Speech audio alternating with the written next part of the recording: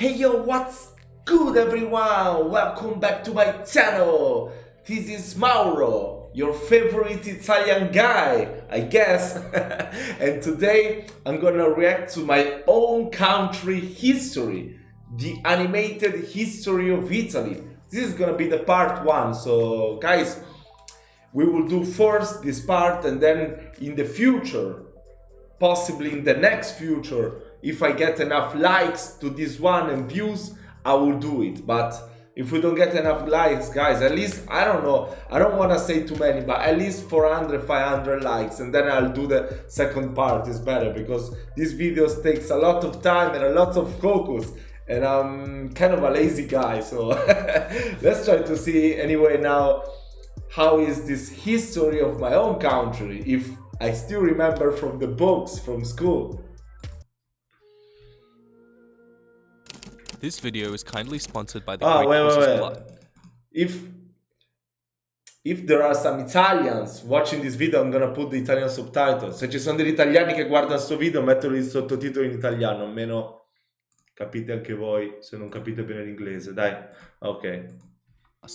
Use the URL thegreatcoursesplus.com/Sweeney to support the channel and receive a free trial membership. Romulus and Remus, warrior twins from the Latin tribe, founded a city on 7 way hills. back. Enraged by jealousy and blinded by ambition, Romulus killed his brother and named the city after himself, Rome. This civil conflict between brothers would go on to define Italy's history, with the Civil War playing a large part in shaping the nation we see today.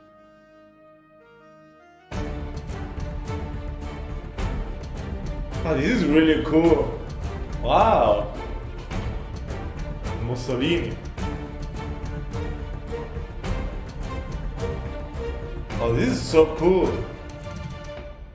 Wow.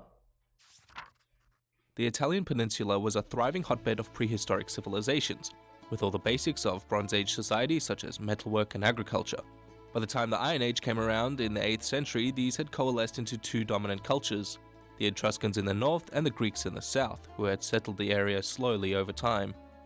These two shared writing, religion, and culture with one another, having a massive influence over Italy.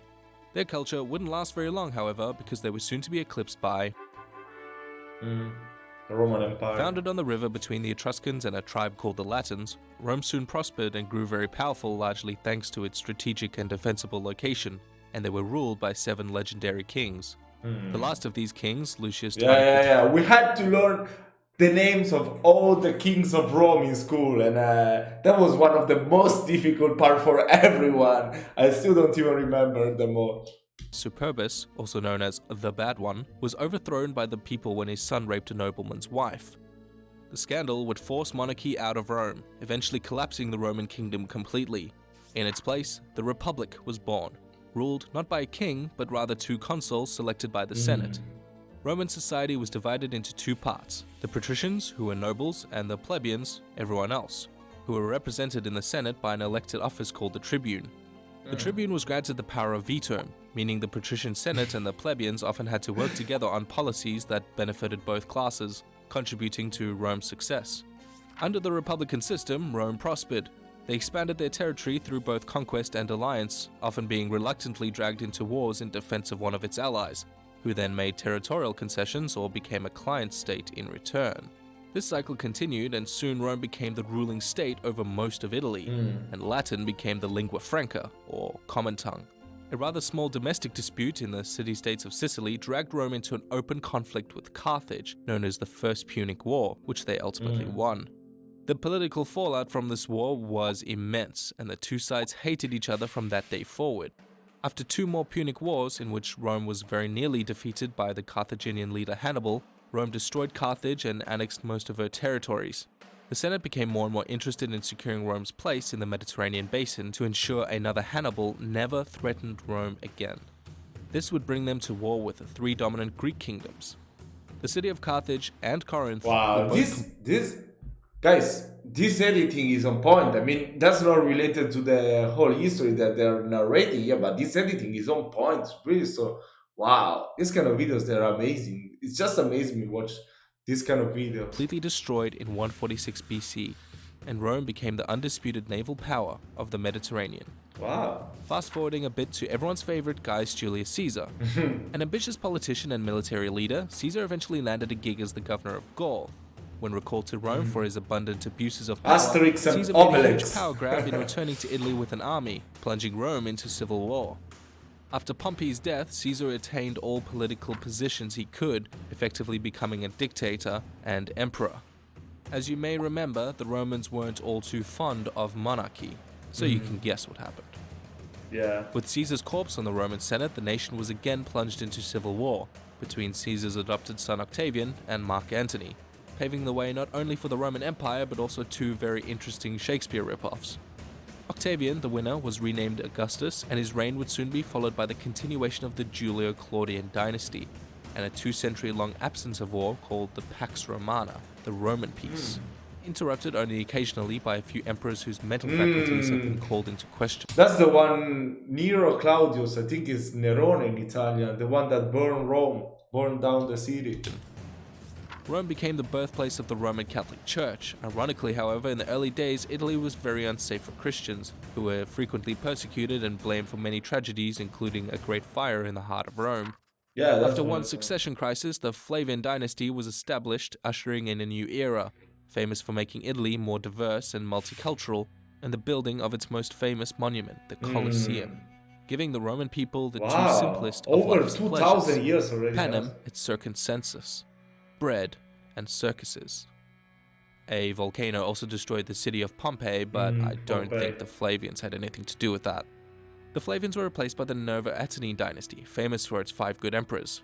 Rome reached its zenith under this period both culturally and territorially. Commodus, the last of this dynasty, was assassinated by a gladiator named Narcissus, beginning, you guessed it, yet another succession crisis. The Severan dynasty would usher in a period called the Crisis of the 3rd century, where the number one cause of death for Roman emperors became assassination, not exactly a recipe for political stability. Rome would soon become very decentralized with time, being victims of globalization, cheap slave labor, inflation, and legionaries of barbarians who were more loyal to their generals who paid them than to Rome. 26 emperors were proclaimed in half a century, and the empire became politically split in half, and even the capital of the empire was moved to the Greek city Byzantium, later renamed Constantinople, illustrating just how volatile the city of Rome was becoming.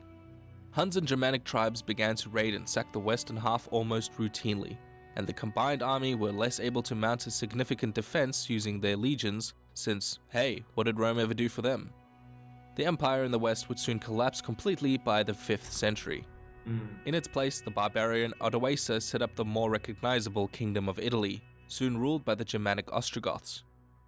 The Ostrogothic kingdom began a cultural exchange between the Latin and Germanic world, leaving huge imprints, especially in northern Italy where they had established deeper roots. The empire, however, continued to live on in the east. Eastern Roman Emperor Justinian, with dreams of uniting the empire, conquered the Ostrogothic kingdom in 553, once again bringing the Roman imperial light back to Italy and back to Rome. Much of the research and inspiration for this video was done using the Great Courses Plus series, The Rise of Rome, by Professor Gregory Oh, it's Aldrich, already... chronologically uncovering the Damn, intricate this was- details of Rome's political Wow. and military history, leading it to eventually dominate the Western world. With over 9,000 lectures available now with new optimization for the UK and Australia, the Great Courses Plus has something for everyone. An online, on-demand video learning service with experts from Ivy League universities, National Geographic, and so much more. You can watch the Rise of Rome series, or anything else you're interested in, at no cost to you by heading to thegreatcoursesplus.com/Sweeney, or click the link below to access your free trial, and support the Sweeney channel by doing so. Thanks to the Great Courses Plus for their support. So, that was part 1 of Italy. For Wow, those of that you was still so waiting fast. for Poland part 3, I promise I'll do it. I just need to take a break from that topic for a while. I was having trouble writing the script for it, and I thought that if I give it some space, I can return to it later with a clearer head and hopefully bring it to a satisfying conclusion. Thank you all for the patience. Wow, this was really nice. This was really nice, guys. So beautiful and entertaining. the time went so fast. I thought it was still going, you know. Instead, it finished so fast. But guys, this was part one. At least I ask you at least 500 likes, please, and then I will do the second part because I have so many videos to be making. So if you like this kind of content, please at least 500 likes and I'll do the second part. So I hope you have enjoyed it. Let me know down in the comments if you have some additional insight of this history of Italy, and then I will see you next time.